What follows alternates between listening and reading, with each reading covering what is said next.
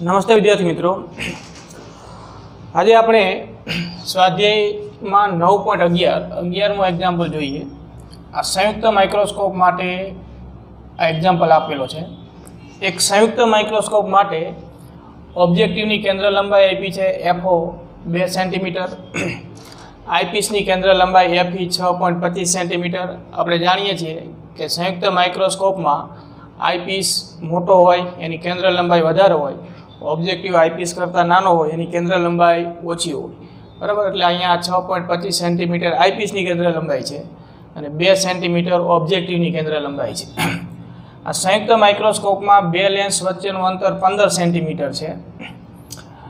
તો પહેલો પ્રશ્ન છે આમાં કે વસ્તુને ઓબ્જેક્ટિવથી કેટલા અંતરે રાખવી જોઈએ, એટલે ઓબ્જેક્ટિવ માટે વસ્તુ અંતર શોધવું છે। વસ્તુને ઓબ્જેક્ટિવથી કેટલા અંતરે રાખવી જોઈએ કે જેથી અંતિમ પ્રતિબિંબ એ નજીક બિંદુ અંતરે મળે। નજીક બિંદુ અંતર એટલે 25 સેન્ટીમીટર એ મૂલ્ય હોય, બરાબર। એટલે અહીંયા નજીક બિંદુ અંતર આપણે 25 સેન્ટીમીટર લેવાનું છે, બરાબર। તો ગણતરી કરવા માટે દાખલામાં તમે જ્યારે ગણો ત્યારે કોઈ આકૃતિ દોરવી ફરજિયાત નથી હોતી, પણ આપણે સમજવા માટે સંયુક્ત માઇક્રોસ્કોપની આકૃતિ દોરી અને આ દાખલો આગળ વધારીએ, બરાબર। આ ઓબ્જેક્ટિવ છે, બરાબર। આ ઓબ્જેક્ટિવ અહીં નાનો,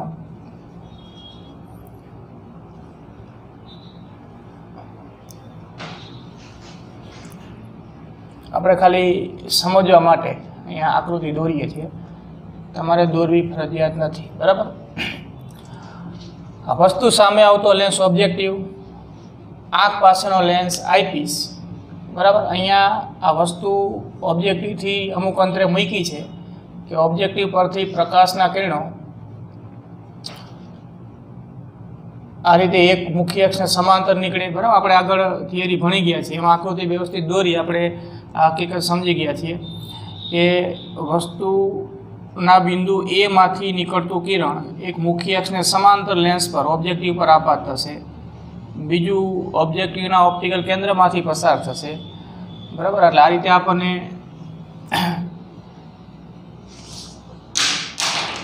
પ્રતિબિંબ મળશે।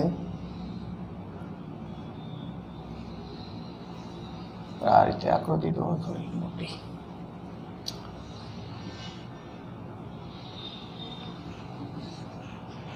આમ અંતિમ પ્રતિબિંબ, બરાબર। આ રીતે આપણને આગળ મળે છે।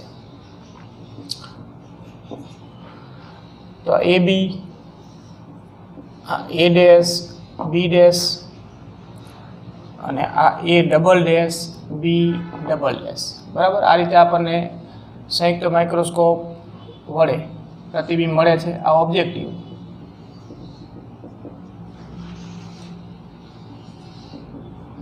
આ આઈપીસ છે, બરાબર। હવે અહીંયા તમને કીધું છે કે વસ્તુને ઓબ્જેક્ટિવથી કેટલા અંતરે મૂકીએ કે જેથી અંતિમ પ્રતિબિંબ નજીક બિંદુ અંતરે મળે। તો અંતિમ પ્રતિબિંબ નજીક બિંદુ અંતરે એટલે ડી અંતરે મળે, બરાબર। એટલે આ જે આઈપીસ છે અહીંયાથી અંતિમ પ્રતિબિંબનું અંતર ડી। ઓબ્જેક્ટિવ માટે આ વસ્તુ અંતરને UO નામ આપીએ, બરાબર। આ ઓબ્જેક્ટિવ માટે પ્રતિબિંબ અંતર VO નામ આપીએ। આ ઓબ્જેક્ટિવ માટે પ્રતિબિંબ કહેવાય, આઈપીસ માટે એ વસ્તુ તરીકે વર્તે, અને આઈપીસ માટે આ એક આ વસ્તુ થઈ અને એનું આઈપીસ વડે મળતું આ પ્રતિબિંબ થઈ, બરાબર। તો આ આપણે જાણીએ છીએ। તો પહેલાં આપણે આઈપીસ માટે ગાઉસનું સમીકરણ વાપરીએ લેન્સ માટેનું, અને આઈપીસ માટે પ્રતિબિંબ અંતર છે અને વસ્તુ અંતર શોધીએ। તો આ જે છે આઈપીસ માટે વસ્તુ તરીકે વર્તે, ઓબ્જેક્ટિવ વડે મળતું પ્રતિબિંબ એ આઈપીસ માટે વસ્તુ, અને આઈપીસથી આ વસ્તુનું અંતર UE વડે દર્શાવીએ, બરાબર। તો આપણે UE શોધવું છે। આઈપીસ માટે આ વસ્તુ થઈ, ઓબ્જેક્ટિવ માટે એ પ્રતિબિંબ થયું, અને આઈપીસ માટે વસ્તુ અંતર UE આપણે શોધવું છે। અને આઈપીસ માટે અંતિમ પ્રતિબિંબ શું અંતર નજીક બિંદુ અંતરે ડી છે, તો ડી છે એ આઈપીસ માટે અહીંયા પ્રતિબિંબ અંતર તરીકે વર્તે તો આ આપણે VE બરાબર લઈશું, બરાબર. VE બરાબર D થશે, કેમ કે આ અંતિમ પ્રતિબિંબ આઈપીસ માટેનું પ્રતિબિંબ થયું અને આઈપીસથી આ અંતિમ પ્રતિબિંબ સુધીનું અંતર જ્યાં નજીક બિંદુ અંતર D જેટલું છે, તો આઈપીસ માટે પ્રતિબિંબ અંતર VE થશે. તો આપણે આઈપીસ માટે ગાઉસનું સમીકરણ વાપરીએ. આઈપીસ માટે 1/FE બરાબર 1/VE માઇનસ 1/UE, બરાબર. ગાઉસનું સમીકરણ 1/F બરાબર 1/V માઇનસ 1/U પ્રમાણે આપણે આ સમીકરણ મૂકી શકીએ. હવે જો આપણી પાસે FE છે, આપણી પાસે VE છે અને UE નું મૂલ્ય શોધવું છે, તો આ સમીકરણ પરથી આપણને UE મળી જશે. તો 1/UE બરાબર આના પર લઈ જાઓ, આ પદને આ બાજુ લઈ જાઓ, તો 1/VE માઇનસ 1/FE થાય, બરાબર. સંજ્ઞા પદ્ધતિ પ્રમાણે કિંમત મૂકવાની. અહીંયા આ આપાત પ્રકાશની દિશા છે, આ દિશામાં જે અંતર આવતા હોય એ ધન આવશે અને એની વિરુદ્ધ દિશામાં જે અંતર આવતા હોય ઋણ આવશે. તો અહીંયા VE, આ VE અંતર જે છે એ આપાત પ્રકાશની વિરુદ્ધ મપાયેલું અંતર કહેવાય અને VE નજીક બિંદુ અંતર જેટલું લેવાનું. તો VE ના સ્થાને આપણે 25 સેન્ટીમીટર લખીશું તો પણ સંજ્ઞા પદ્ધતિ પ્રમાણે માઇનસ આવશે, બરાબર. આ માઇનસ 1/FE. FE જો આજે આઈપીસ છે એની કેન્દ્ર લંબાઈ, તો આઈપીસ છે એ બહિર્ગોળ લેન્સ છે, બહિર્ગોળ લેન્સ માટે કેન્દ્ર લંબાઈ હંમેશા ધન હોય. એટલે આપણે જે આ સમીકરણમાં FE નું મૂલ્ય મૂકીશું 6.25, બરાબર, એ ધન આવશે 6.25. તો 1/UE બરાબર -1/25 માઇનસ 1/6.25. તો આનું તમે સાદુરૂપ આપો, UE મેળવો તો UE નું મૂલ્ય -5 સેન્ટીમીટર મળશે, -5 સેન્ટીમીટર, બરાબર. આ ગણતરી કરી નાખજો એટલે UE -5 સેન્ટીમીટર મળે. તો આ UE આપણને શું મળ્યું, તો કે UE છે એ આપણને આઈપીસ માટે વસ્તુ અંતર મળ્યું. જો આ જે છે A', B' એ ઓબ્જેક્ટિવ માટે પ્રતિબિંબ છે, આઈપીસ માટે એ વસ્તુ છે અને આઈપીસથી એ વસ્તુ સુધીનું અંતર UE આપણને મળ્યું 5 સેન્ટીમીટર. અને માઇનસ કેમ મળે છે, તો કે આઈપીસ માટે આ વસ્તુ A', B' સુધીનું આ અંતર મુખ્ય અક્ષ પર આપાત પ્રકાશની વિરુદ્ધ દિશામાં મપાયેલ મળે છે, એટલે UE નું મૂલ્ય માઇનસમાં આવે, બરાબર. એટલે એ આપણને જવાબ મળ્યો છે -5 સેન્ટીમીટર. એટલે આ અંતર જે મળ્યું, આ અંતર એ 5 સેન્ટીમીટર છે. ટૂંકમાં આપાત પ્રકાશની વિરુદ્ધ છે એટલે માઇનસમાં મળ્યું અંતર 5 સેન્ટીમીટર. હવે UE આપણને મળી ગયું, બરાબર. UE આપણે હવે જાણીએ છીએ. આપણે શું શોધવાનું છે, તો કે વસ્તુને ઓબ્જેક્ટિવથી કેટલા અંતરે રાખવી જોઈએ કે જેથી અંતિમ પ્રતિબિંબ એ 25 સેન્ટીમીટર અંતરે મળે. તો આપણે હવે ઓબ્જેક્ટિવ માટે વસ્તુ અંતર શોધવું છે. તો આ વસ્તુ છે ઓબ્જેક્ટિવ માટે વસ્તુ અંતર UO શોધવું છે. જો હવે ફરી પાછું આપણે હવે ઓબ્જેક્ટિવ માટે ગાઉસનું સમીકરણ વાપરી UO શોધી શકીએ. તો ઓબ્જેક્ટિવ માટે ગાઉસનું સમીકરણ વાપરીએ અને આ કિંમત મૂકીએ. જો ઓબ્જેક્ટિવ માટે 1/FO બરાબર 1/VO માઇનસ 1/UO. તો આપણે શોધવું છે UO શોધવું છે. અહીંયા VO પણ આપણે જાણતા નથી, તો VO આપણે આ રીતે મેળવી શકીએ. જો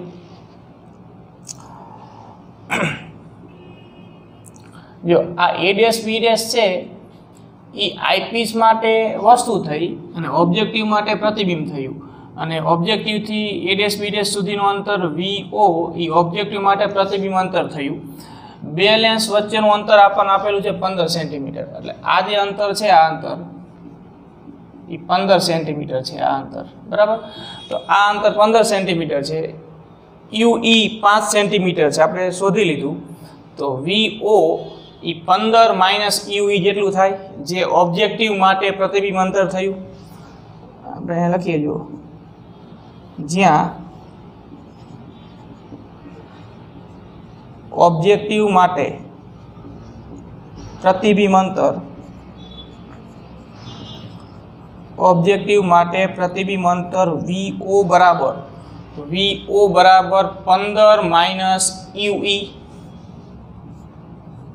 15 માઇનસ UE UE નું મૂલ્ય ટૂંકમાં બરાબર તો UE નું મૂલ્ય કેટલું 5 તો 15 માઇનસ 5 એટલે આ થશે 10 સેન્ટીમીટર બરાબર એટલે VO આ રીતે આપણને મળી જાય હવે જો આપણે VO જાણીએ છીએ FO જાણીએ છીએ UO જે આપણે શોધવું છે બરાબર જે ઓબ્જેક્ટિવ માટે વસ્તુ અંતર થયું હવે આપણને મળી જશે તો 1/UO બરાબર 1/UO બરાબર 1/VO 1/VO માઇનસ 1/FO બરાબર તો 1/UO બરાબર 1/VO VO બરાબર 10 અહીંયા જો ઓબ્જેક્ટિવ માટે આપણે આ ગાઉસનું સમીકરણ વાપરીએ છીએ એમાં VO ધન આવશે સંજ્ઞા પદ્ધતિ પ્રમાણે કેમ કે VO ઓબ્જેક્ટિવ માટે પ્રતિબિંબ અંતર એ આપાત પ્રકાશની દિશામાં મપાય છે એટલે VO એ અહીંયા 10 અને FO એટલે ઓબ્જેક્ટિવ માટેની કેન્દ્ર લંબાઈ 2 છે બરાબર આ 2 તો આના પરથી આપણને UO નું મૂલ્ય મળી જશે બરાબર આ સાદુરૂપ આપી દો એટલે UO આપણને મળશે ને UO અહીંયા માઇનસમાં મળવું જોઈએ કેમ કે UO જે છે એ ઓબ્જેક્ટિવ માટે વસ્તુ અંતર જે આપાત પ્રકાશની વિરુદ્ધ દિશામાં મળે બરાબર એટલે આ ગણતરી કરો એટલે UO નું મૂલ્ય -2.5 સેન્ટીમીટર આ જવાબ મળશે -2.5 સેન્ટીમીટર તો આ માઇનસ આવ્યું એ શું સૂચવે છે તો કે આ અંતર આપાત પ્રકાશની વિરુદ્ધ દિશામાં છે UO બરાબર અને આ 2.5 સેન્ટીમીટર મળ્યું એટલે આપણને જે પ્રશ્ન કર્યો છે એનો આ જવાબ છે જો કે વસ્તુને ઓબ્જેક્ટિવથી કેટલા અંતરે રાખવી જોઈએ તો કે વસ્તુને ઓબ્જેક્ટિવથી 2.5 સેન્ટીમીટર અંતરે રાખવી જોઈએ કે જેથી અંતિમ પ્રતિબિંબ 25 સેન્ટીમીટર અંતરે મળે તો આપણે અંતિમ પ્રતિબિંબ એટલે કે આઈપીસ માટે પ્રતિબિંબ અંતર 25 સેન્ટીમીટર લીધું તો UO નું મૂલ્ય 2.5 સેન્ટીમીટર મળ્યું બરાબર તો આ રીતે આપણે જવાબ મેળવી શકીએ હવે અહીંયા આ સંયુક્ત માઇક્રોસ્કોપ માટે મોટવણી પણ શોધવી છે તો મોટવણી શોધવા માટે આપણે મોટવણીનું સૂત્ર યાદ કરીએ સંયુક્ત માઇક્રોસ્કોપમાં 2 લેન્સ હોય એટલે સંયુક્ત માઇક્રોસ્કોપ માટે મોટવણી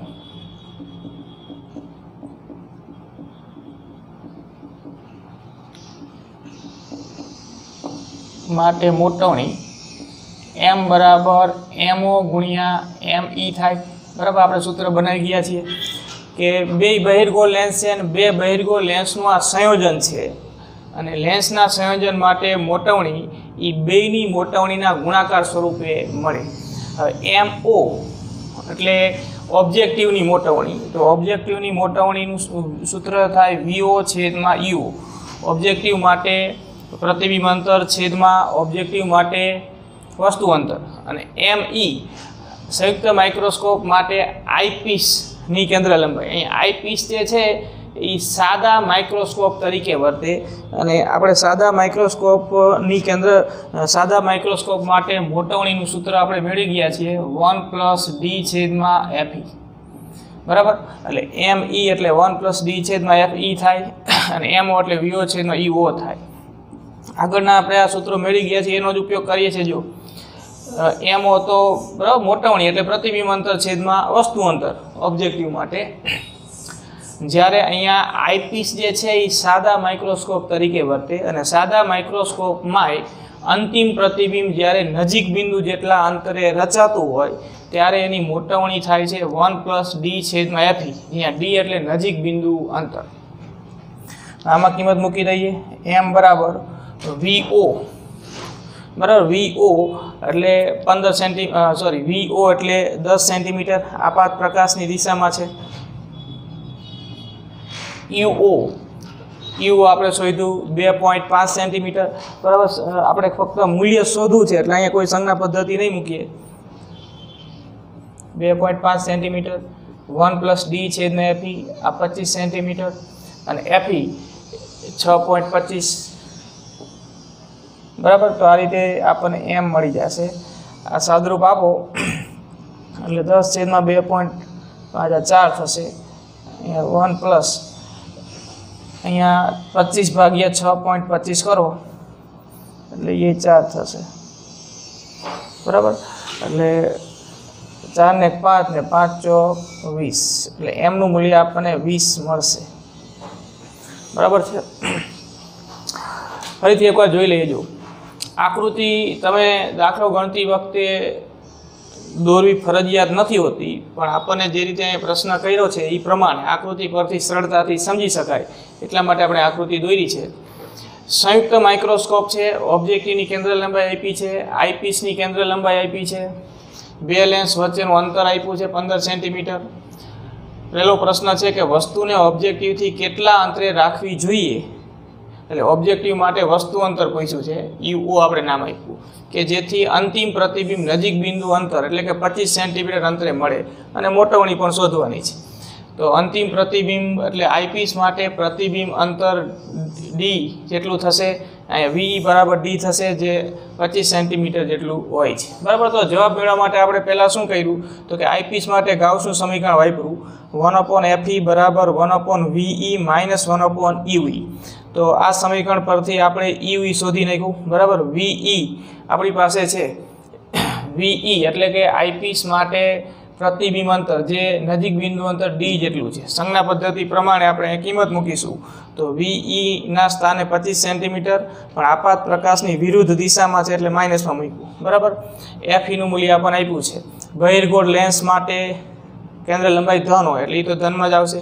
તો આ રીતે આપણને UE મળી જશે, જે આઈપીસ માટે વસ્તુ અંતર છે -5 સેન્ટીમીટર મળ્યું, એટલે કે આઈપીસથી આ વસ્તુ સુધીનું અંતર આપાત પ્રકાશની વિરુદ્ધ દિશામાં 5 સેન્ટીમીટર અંતરે કહેવાય, બરાબર. આ A', B' ઓબ્જેક્ટિવ માટે વસ્તુ, જ્યારે આઈપીસમાં ઓબ્જેક્ટિવ માટે પ્રતિબિંબ, અને આઈપીસ માટે આ A', B' વસ્તુ તરીકે વર્તે, અને આઈપીસથી આ વસ્તુ A', B' સુધીનું અંતર UE આપાત પ્રકાશની વિરુદ્ધ દિશામાં 5 સેન્ટીમીટર મળે છે. હવે જો હવે આપણે UO શોધવું છે. UO શોધવા માટે આપણે ઓબ્જેક્ટિવ માટે ફરીથી ગાઉસનું સમીકરણ વાપરીશું. પહેલાં આપણે આઈપીસ માટે ગાઉસનું સમીકરણ વાપરી અને UE શોધી નાખ્યું. હવે આપણે ઓબ્જેક્ટિવ માટે ગાઉસનું સમીકરણ વાપરી અને UO શોધવું છે. હવે UO શોધવા માટે આપણી પાસે VO અને FO બેના મૂલ્યો હોવા જોઈએ. FO એટલે ઓબ્જેક્ટિવની કેન્દ્ર લંબાઈ તમને આપેલી છે. VO એટલે ઓબ્જેક્ટિવ માટે પ્રતિબિંબ અંતર, તો A', B' છે એ ઓબ્જેક્ટિવ માટે પ્રતિબિંબ છે, અને ઓબ્જેક્ટિવથી આ પ્રતિબિંબ A', B' સુધીનું અંતર VO આપણને આપેલું નથી, પણ આપણને બે લેન્સ વચ્ચેનું અંતર 15 સેન્ટીમીટર આપ્યું છે. આ અંતર 15 સેન્ટીમીટર. હવે 15માંથી આ UE નું મૂલ્ય બાદ કરી નાખો તો VO મળી જાય, બરાબર. તો માટે ઓબ્જેક્ટિવ માટે પ્રતિબિંબ અંતર VO બરાબર થશે 15 માઇનસ UE નું મૂલ્ય, એટલે 15 માઇનસ UE નું મૂલ્ય 5, એટલે 10 સેન્ટીમીટર મળી ગયું, બરાબર. હવે આ સૂત્રમાં આપણે UO શોધવું છે. UE ને સૂત્ર કરતાં બનાવી દો અને કિંમત મૂકી દો. જો VO એટલે 10 સેન્ટીમીટર આપાત પ્રકાશની દિશામાં છે એટલે પ્લસ, અને FO બરાબર આ જે ઓબ્જેક્ટિવ છે એની કેન્દ્ર લંબાઈ એ ધનમાં જ આવશે, એટલે EU આપણને મળશે -2.5 મીટર એટલે સેન્ટીમીટર. તો -2.5 સેન્ટીમીટર મળ્યું, એટલે કે અંતિમ પ્રતિબિંબ ઓબ્જેક્ટિવથી આપાત પ્રકાશની આ વિરુદ્ધ દિશામાં 2.5 સેન્ટીમીટર અંતરે જે વસ્તુ છે એ 2.5 સેન્ટીમીટર અંતરે હશે, બરાબર. આ UO એટલે વસ્તુ અંતર ઓબ્જેક્ટિવ માટે મળ્યું. તો ઓબ્જેક્ટિવ માટે વસ્તુ આપાત પ્રકાશની વિરુદ્ધ દિશામાં 2.5 સેન્ટીમીટર અંતરે હશે, બરાબર. આ પ્રશ્નનો જવાબ આ રીતે મળી જાય. હવે આપણને મોટવણી પૂછ્યું છે. મોટવણીનું સૂત્ર સીધું છે અહીંયા, કે બે લેન્સનું સંયોજન છે સંયુક્ત માઇક્રોસ્કોપ, એટલે મોટવણી એટલે બેની મોટવણીનો ગુણાકાર, તો M બરાબર MO ગુણ્યા ME. ઓબ્જેક્ટિવની મોટવણી MO એટલે પ્રતિબિંબ અંતર છેદમાં વસ્તુ અંતર ઓબ્જેક્ટિવ માટે, એટલે VO છેદમાં UO. અને અહીંયા સંયુક્ત માઇક્રોસ્કોપમાં આઈપીસ એક સાદા માઇક્રોસ્કોપ તરીકે વર્તે આ વસ્તુ માટે, એટલે કે A', B' માટે એ સાદા માઇક્રોસ્કોપ તરીકે વર્તે, અને MI એ સાદા માઇક્રોસ્કોપ વડે મળતું પ્રતિબિંબ એના નજીક બિંદુ અંતરે મળે તો આપણે ME નું સૂત્ર વાપરીએ છીએ 1+D/FE. એટલે ME ની જગ્યાએ 1+D/FE મૂકી દો, બધી કિંમત મૂકી દો, એટલે આપણને m બરાબર કેટલું મળશે 20 બરાબર। તો આપેલ સંયુક્ત માઇક્રોસ્કોપ વડે આપણને વસ્તુનું પ્રતિબિંબ જે વસ્તુ છે એના કરતાં 20 ગણું મોટું જોવા મળશે અંતિમ પ્રતિબિંબ। હવે આમાંનામાં બી છે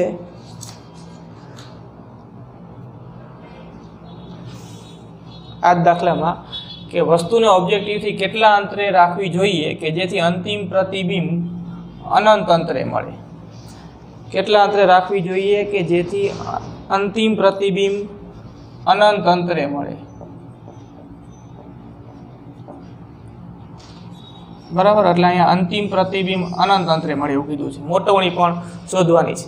તો બસ ફરક એટલો છે કે અહીંયા જે અંતિમ પ્રતિબિંબ આપણને 25 સેન્ટીમીટર અંતરે મળતું હતું એની જગ્યાએ અંતિમ પ્રતિબિંબ અનંત અંતરે મળે એવું કીધું છે। તો આઈપીસ માટે જે પ્રતિબિંબ અંતર થશે એ અનંત થશે એટલો જ ફરક છે, બાકી આ જ ગણતરી કરવાની છે બરાબર। તો પહેલાં આપણે આઈપીસ માટે ગાઉસનું સમીકરણ વાપરીશું કે 1/fe બરાબર 1/ve માઇનસ 1/ue। આપણે UE શોધવું છે એટલે કે આઈપીસ માટે વસ્તુ અંતર શોધવું છે। ઓબ્જેક્ટિવ માટે જે પ્રતિબિંબ હતું એ આઈપીસ માટે વસ્તુ UE શોધવું છે। સૂત્ર બરાબર એ જ, આપણે ફક્ત કિંમત એક આ બદલાશે એ જ ફેરફાર કરવાનો છે। જો તો 1/UE બરાબર 1/ve માઇનસ 1/fe। હવે અહીંયા VE કેટલું થશે VE તો કે VE એટલે આઈપીસ માટે પ્રતિબિંબ અંતર। તો અહીંયા કીધું છે કે અંતિમ પ્રતિબિંબ તો અનંત અંતરે મળે છે। તો અંતિમ પ્રતિબિંબ એટલે આઈપીસ માટે પ્રતિબિંબ, તો અહીંયા VE બરાબર D નહીં પણ અહીંયા VE બરાબર ઇન્ફાઇનાઇટ। તો VE ના સ્થાને ઇન્ફાઇનાઇટ મૂકવાનું, V બરાબર ઇન્ફાઇનાઇટ। અંતિમ પ્રતિબિંબ અનંત અંતરે મળે છે એનો અર્થ કે VE બરાબર ઇન્ફાઇનાઇટ। તો અહીંયા આપણે ઇન્ફાઇનાઇટ મૂકીએ માઇનસ 1/fe। તો fe 6.25 આપેલું છે। હવે 1/ઇન્ફાઇનાઇટ નો અર્થ થાય કે 0, કોઈ પણના છેદમાં ઇન્ફાઇનાઇટ એટલે શૂન્ય થાય। તો આના પરથી આપણને શું મળશે UE નું મૂલ્ય જો 1/UE બરાબર માઇનસ 1/6.5। તો UE બરાબર માઇનસ 1/6.25। તો UE બરાબર માઇનસ 6.25 સેન્ટીમીટર મળે બરાબર। એટલે આઈપીસ માટે આ વસ્તુ અંતર UE મળ્યું બરાબર। ઋણ મળે છે જે સૂચવે છે કે આપાત પ્રકાશની વિરુદ્ધ દિશામાં। હવે આપણે શોધવું છે UO। તો UO શોધવા માટે હવે ઓબ્જેક્ટિવ માટે આપણે ગાઉસનું સમીકરણ વાપરીશું। આ સૂત્ર 1/FO બરાબર 1/VO માઇનસ 1/EO બરાબર। તો આપણે UO શોધવું છે, FO આપેલું છે, અહીંયા VO એટલે આ જે ઓબ્જેક્ટિવ છે એના માટેનું પ્રતિબિંબ અંતર। તો ઓબ્જેક્ટિવ માટેનું પ્રતિબિંબ અંતર VO બરાબર આ 15 માઇનસ UE નું મૂલ્ય થાય। તો અહીંયા UE નું મૂલ્ય તો કેટલું મળ્યું 6.25 બરાબર। એ જ રીતે ગણવાનું છે આ 6.25। તો 15 માઇનસ 6.25 આ રીતે કરો એટલે એ આપણને UO મળશે, આપણને UO મળી જશે સોરી આપણને બરાબર। અહીંયા VO નું મૂલ્ય 8.75 સેન્ટીમીટર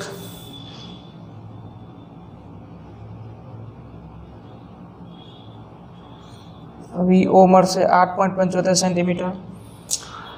હવે 1/UO બરાબર 1/VO minus 1/FO। VO 8.75 centimetre મળ્યું આપાત પ્રકાશની દિશામાં। એટલે અહીંયા VO ના સ્થાને લખીશું 8.75 માઇનસ 1/FO। FO તો 2 આપેલું જ છે। તો આ ગણતરી કરશો એટલે UO નું મૂલ્ય આપણને મળી જશે બરાબર। એ ગણતરી કરીને UO મેળવશો એટલે એ મળશે માઇનસ 2.59 સેન્ટીમીટર। સંયુક્ત માઇક્રોસ્કોપ માટે મોટવણી તો આ સૂત્રમાં કિંમત મૂકી દો આ પરિસ્થિતિ પ્રમાણે। તો VO અહીંયા VO 8.75, EO 2.59, 1 પ્લસ બરાબર। અહીંયા જો સૂત્રમાં ફરક આટલો થશે કે પ્રતિબિંબ અહીંયા અંતિમ પ્રતિબિંબ અનંત અંતરે મળે છે એટલે જે આઈપીસ જે સંયુક્ત માઇક્રોસ્કોપ તરીકે વર્તે છે એની મોટાવણી ડી છેદમાં એફઈ થશે એટલે અહીંયા 1 + ડી છેદમાં એફઈની જગ્યાએ ફક્ત ડી છેદમાં એફઈ આવશે. D 25 centimetre, Fe 6.25. બરાબર. તો હવે આ મેળવી લો એટલે એમનું મૂલ્ય મળી જાય. બરાબર. વીઓ 8.75, વીઓ 8.75, યુઓ 2.59 એટલે કે ઓબ્જેક્ટિવ માટે વસ્તુ સુધીનું અંતર 2.59 સેન્ટીમીટર. એ આપાત પ્રકાશની વિરુદ્ધ છે એટલે માઇનસમાં મળે છે. અહીં આપણે કિંમત જ મૂકવાની ફક્ત. ડી 25 સેન્ટીમીટર અને એફઈ આપણને આપ્યું છે 6.25 સેન્ટીમીટર. બરાબર. તો આ રીતે આપણને એમનું મૂલ્ય મળી જાય. એ ગણતરી કરશો એટલે એમ મળશે 13.5 સેન્ટીમીટર. બરાબર છે. તો જોઈ લો એક વખત.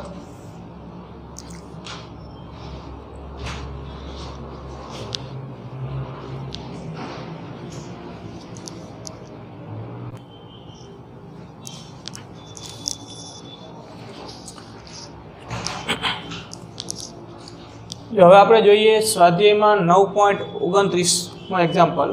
બરાબર. અહીંયા તમારે 3 જવાબ આપવાના છે.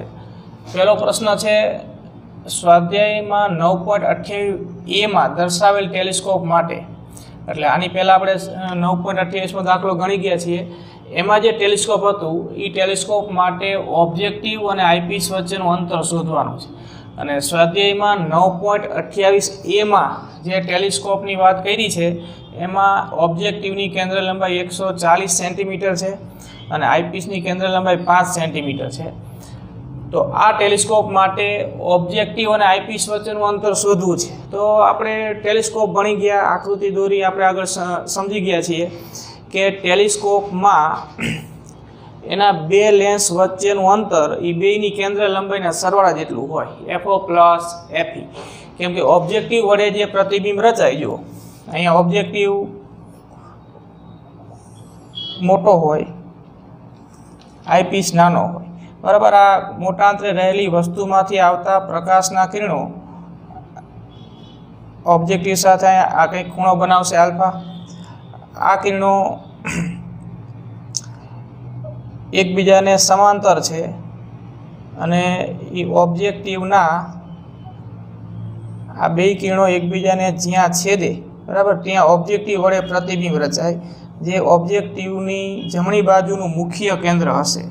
અને ઓબ્જેક્ટિવથી આ મુખ્ય કેન્દ્ર વચ્ચેનું અંતર એટલે ઓબ્જેક્ટિવની કેન્દ્ર લંબાઈ. હવે આ જે પ્રતિબિંબ રચાણું એ ઓબ્જેક્ટિવ માટે પ્રતિબિંબ થયું, જે આઈપીસ માટે વસ્તુ તરીકે વર્તે. અહીં આઈપીસ નાનો હોય અને આઈપીસ એવી રીતે અહીંયા ગોઠવવામાં આવે કે જેથી આ ઓબ્જેક્ટિવ વડે મળતું પ્રતિબિંબ એ આઈપીસના ડાબી બાજુના મુખ્ય કેન્દ્ર પર ગોઠવાય. એટલે આ જે પ્રતિબિંબ થયું ઓબ્જેક્ટિવ વડે, નામ આપી દઈએ એબી. તો આ એબી જે છે એ આઈપીસના ડાબી બાજુના મુખ્ય કેન્દ્ર પર મળે એ રીતે આઈપીસને અહીંયા સેટ કરવામાં આવે. એટલે આ અંતર થયું આઈપીસ માટે એફઈ, બરાબર, એની કેન્દ્ર લંબાઈ જેટલું. આ એના મુખ્ય કેન્દ્ર પર જ ટૂંકમાં આ જે બિંદુ છે એ ઓબ્જેક્ટિવની જમણી બાજુનું મુખ્ય કેન્દ્ર થશે. એ બી પ્રતિબિંબ જે મળે છે જે આઈપીસ માટે વસ્તુ તરીકે વર્તે અને આઈપીસને પણ એ રીતે ગોઠવવામાં આવે કે જેથી એ બી જે છે એ આઈપીસના પણ ડાબી બાજુના મુખ્ય કેન્દ્ર પર જ મળે. એટલે આ અંતર એફઓ થાય, આ અંતર એફઈ થાય. બરાબર. આ ઓબ્જેક્ટિવ, આ આઈપીસ અને ઓબ્જેક્ટિવ અને આઈપીસ વચ્ચેનું અંતર આપણને શોધવાનું કીધું છે. તો ઓબ્જેક્ટિવ અને આઈપીસ વચ્ચેનું અંતર એટલે એફઓ પ્લસ એફઈ. બરાબર. બેનો સરવાળો કરવાનો થાય.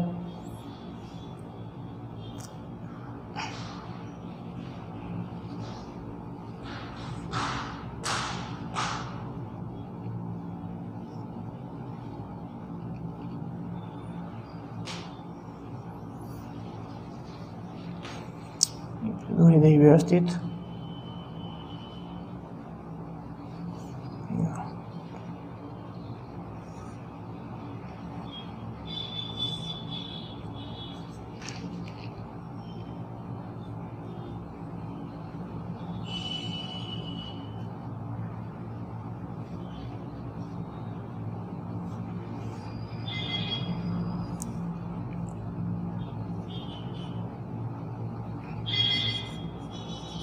બરાબર, આ એ બી આ રીતે થશે.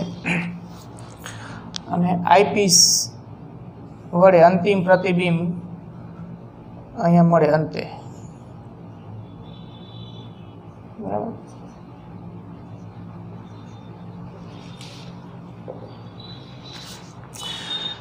તો પહેલા પ્રશ્નનો જવાબ આપણે આપી શકીએ કે ઓબ્જેક્ટિવ અને આઈપીસ વચ્ચેનું અંતર એટલે એફઓ પ્લસ એપી.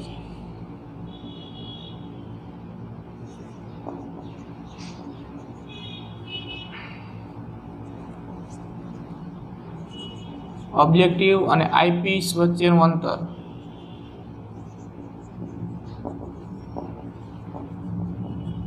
બરાબર એફઓ પ્લસ એપી. બરાબર. તો અહીંયા એફઓનું મૂલ્ય છે 140 અને એપી 5 એટલે આ થશે 145 સેન્ટીમીટર. બરાબર છે. તો ઓબ્જેક્ટિવ અને આઈપીસ વચ્ચેનું અંતર 145 સેન્ટીમીટર થશે.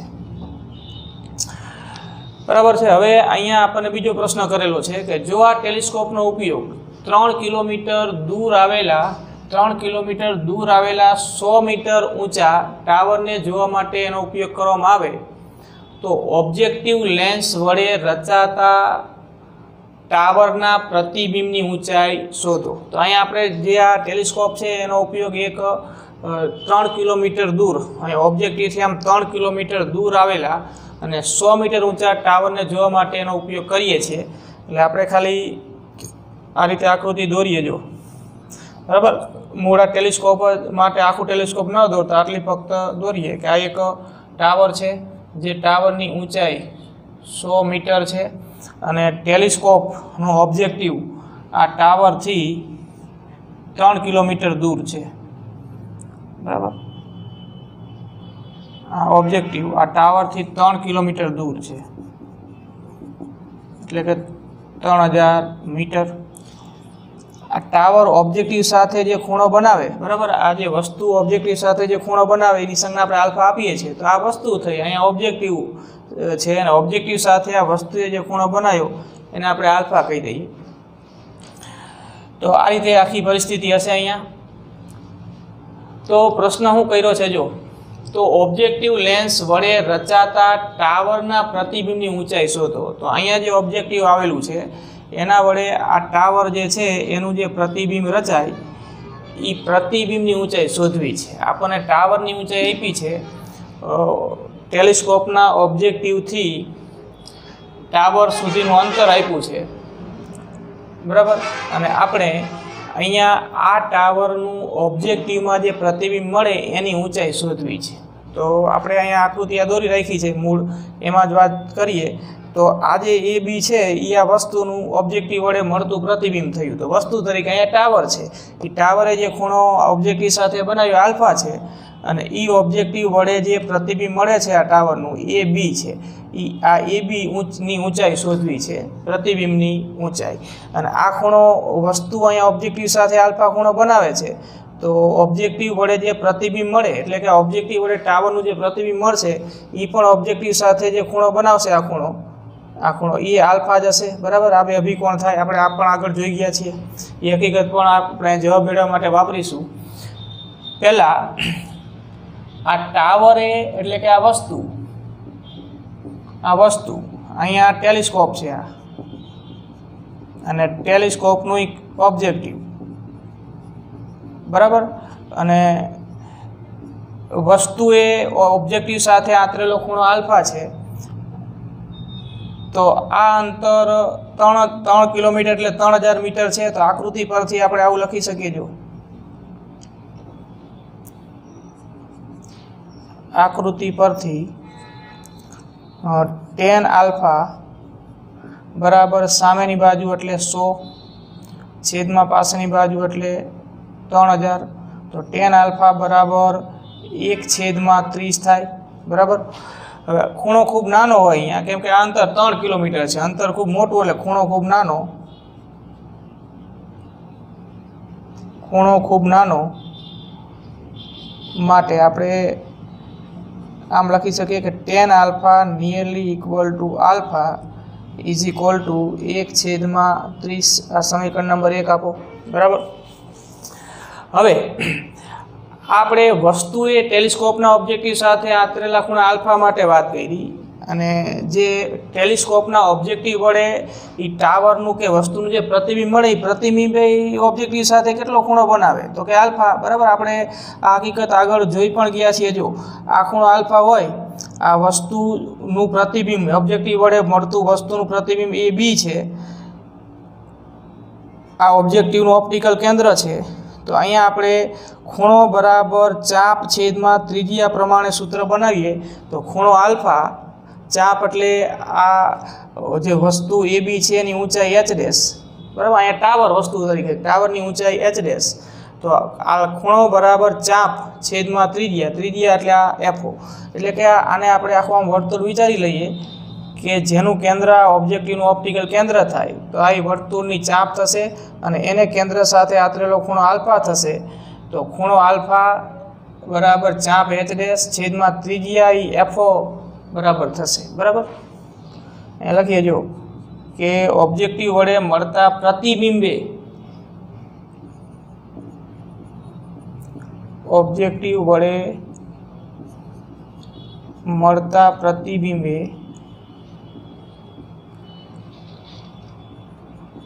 તેની સાથે એટલે કે ઓબ્જેક્ટિવ સાથે આંતરેલો ખૂણો પણ આલ્ફા છે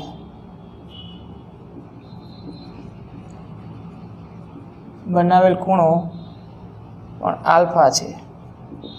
તો ખૂણો બરાબર ચાપ છેદમાં ત્રિજ્યા, ખૂણો બરાબર ચાપ છેદમાં ત્રિજ્યા આ મૂળ હકીકત આપણે અહીંયા વાપરીએ। ખૂણો બરાબર ચાપ છેદમાં ત્રિજ્યા પરથી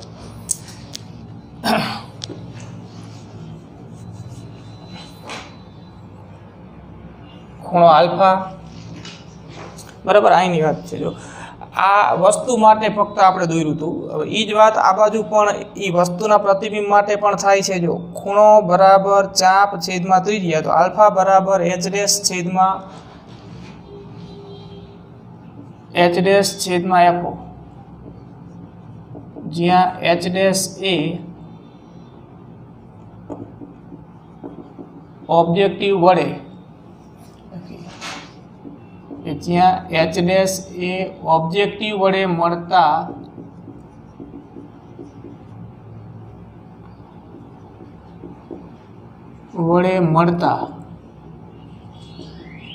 ટાવરના પ્રતિબિંબની ઊંચાઈ છે બરાબર, જે આપણે શોધવી છે। ઓબ્જેક્ટિવ વડે રચાતા ટાવરના પ્રતિબિંબની ઊંચાઈ આપણે શોધવી છે। ખૂણો બરાબર ચાપ છેદમાં ત્રિજ્યા પરથી આ સૂત્ર બને છે। તો હવે આલ્ફા બરાબર એચ ડેશ છેદમાં એફઓ અને આલ્ફા બરાબર 1/30 પણ બેને સરખાઈ દેવાનું, સમીકરણ 1 અને 2 સરખાઈ દો,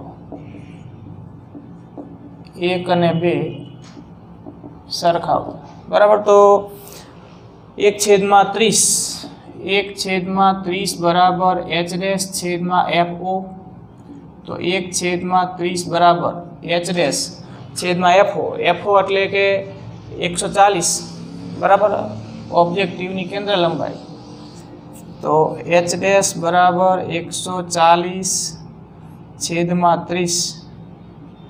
તો આ રીતે આપણને એચ ડેશ ઓબ્જેક્ટિવ વડે આ 100 મીટર ઊંચાઈના ટાવરનું જે પ્રતિબિંબ મળશે એની ઊંચાઈ એચ ડેશ આપણે આ રીતે શોધી શકીએ બરાબર। 140/30 એટલે 4.67 સેન્ટીમીટર મળશે બરાબર। એટલે આ જે છે એ ઓબ્જેક્ટિવ વડે ટાવરનું જે પ્રતિબિંબ મળે એની ઊંચાઈ થઈ, 100 મીટર છે એ ટાવરની ઊંચાઈ થઈ બરાબર। અને હવે આમાં આપણને ત્રીજો પ્રશ્ન પણ કર્યો છે સી, જોઈએ જો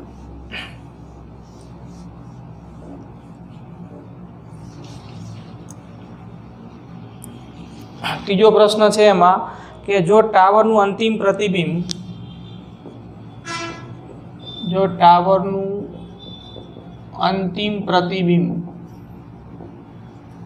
આજે 100 મીટર ઊંચાઈનો ટાવર છે, ટાવરનું અંતિમ પ્રતિબિંબ 25 સેન્ટીમીટર અંતરે મેળવવામાં આવે 25 સેન્ટીમીટર અંતરે મેળવવામાં આવે તો પ્રતિબિંબની ઊંચાઈ, અંતિમ પ્રતિબિંબની ઊંચાઈ શોધો. અંતિમ પ્રતિબિંબની ઊંચાઈ શોધો.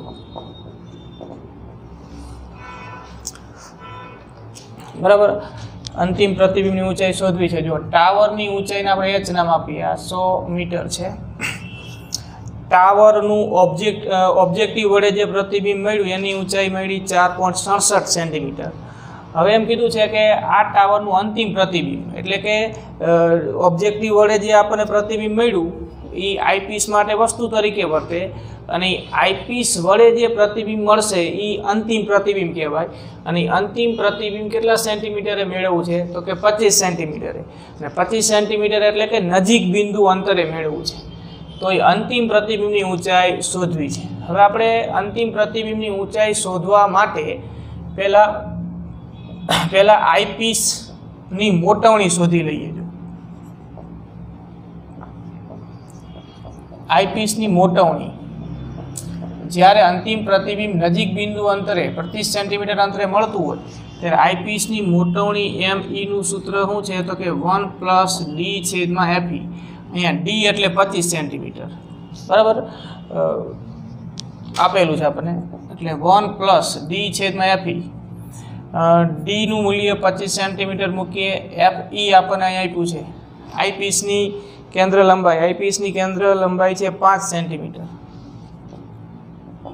તો આ આપણને 5 ને 6 મળશે, બરાબર. એટલે ME બરાબર આપણને 6 મળે છે. હવે ME આ ટેલિસ્કોપમાં આઈપીસની મોટવણીનું મૂલ્ય થયું. આપણે આઈપીસની મોટવણી ME બરાબર 1 + d/fe પરથી શોધી. જ્યારે અંતિમ પ્રતિબિંબ નજીક બિંદુ અંતરે મળે ત્યારે આઈપીસની મોટવણીનું સૂત્ર 1 + d/fe થાય. અને જ્યારે અંતિમ પ્રતિબિંબ ટેલિસ્કોપ માટે અનંત અંતરે મળે ત્યારે આઈપીસની મોટવણી ફક્ત d/fe થાય. આપણે જાણીએ છીએ. એટલે અહીંયા નજીક બિંદુ અંતરે અંતિમ પ્રતિબિંબ મળે છે એટલે મોટવણી આપણે 1 + d/fe પરથી શોધી. ME બરાબર આપણને મળ્યું 6.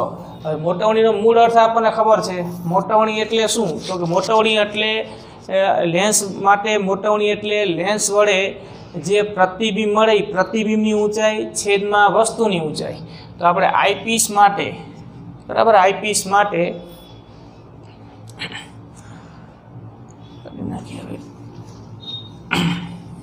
જો આઈપીસ માટે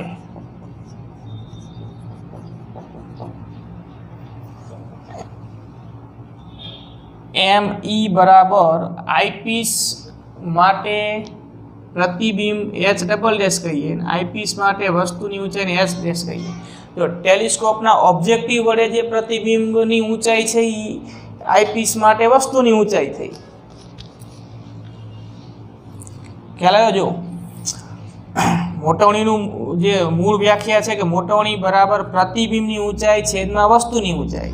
તો આપણે આઈપીસ માટે મોટવણી ME નું સૂત્ર આમ લખી શકીએ કે ME બરાબર આઈપીસ માટે પ્રતિબિંબની ઊંચાઈ જે શોધવી છે, જે અંતિમ પ્રતિબિંબ કહેવાય છે, અંતિમ પ્રતિબિંબની ઊંચાઈ એટલે આઈપીસ માટે એ પ્રતિબિંબ થયું જેની ઊંચાઈ h' નામ આપ્યું, બરાબર. એટલે અંતિમ પ્રતિબિંબ કે આઈપીસ માટે પ્રતિબિંબની ઊંચાઈ છેદમાં આઈપીસ માટે વસ્તુની ઊંચાઈ. તો આઈપીસ માટે વસ્તુ એટલે શું તો કે ટેલિસ્કોપ માટેના ઓબ્જેક્ટિવનું જે પ્રતિબિંબ હતું એ આઈપીસ માટે વસ્તુ કહેવાય.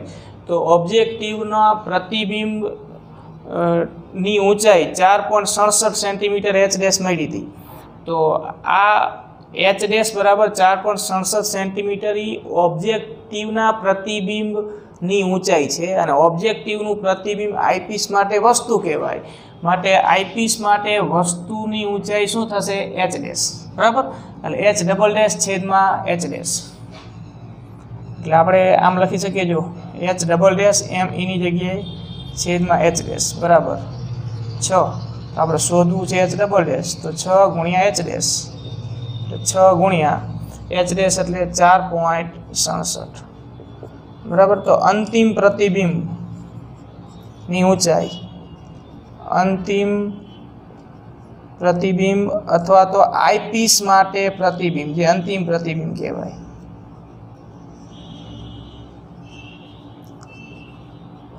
પ્રતિબિંબ